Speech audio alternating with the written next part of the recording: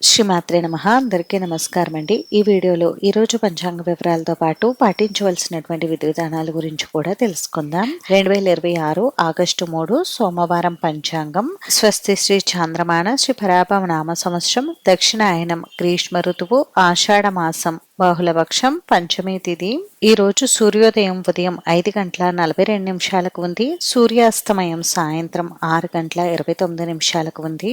చంద్రోదయం రాత్రి 9:52 ఉంది. చంద్రాస్తమయం ఉదయం 10:38 ఉంది. ఈ రోజు పంచమి తిథి ఉత్తరాభాద్ర నక్షత్రం ఉందండి. పంచమి తిథి రాత్రి 8:29 వరకు ఉంది. తదుపరి షష్ఠి తిథి వస్తుంది. ఉత్తరాభాద్ర నక్షత్రం రాత్రి 8:47 వరకు ఉంది. తదుపరి రేవతి నక్షత్రం వస్తుంది. యోగం సుకర్మ రాత్రి 8:58 వరకు ఉంది. తదుపరి ధృతి. కరణం కౌలువ ఉదయం 8:48 వరకు ఉంది. తదుపరి తైతుల రాత్రి 8:24 వరకు ఉంది. తదుపరి గరజి.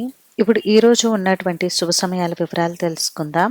బ్రహ్మ ముహూర్తం తెల్లవారుజామున 4:23 నుండి 5:11 వరకు ఉంది. అభిజిత్ ముహూర్తం ఉదయం 11:56 నుండి 12:47 వరకు ఉంది. అమృతకాలం మధ్యాహ్నం 3:55 నుండి 5:30 వరకు ఉంది.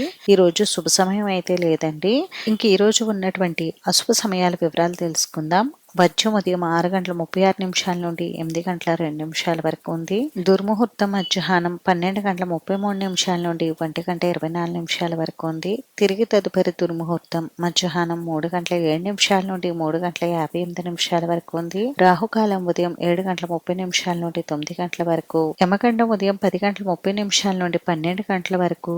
గుళిక కాలం మధ్యాహ్నం 1:57 నుండి 3:33 వరకు ఉందండి. ఈ రోజు విశేషతులు వచ్చేసి ఈ రోజు రాత్రి 12:36 నుండి ఆశ్లేష కార్తె అనేది ప్రారంభమవుతుంది. ఇంక ఈ రోజు మంచి రోజు కాదని అంటే ఈ రోజు మంచి రోజేనండి.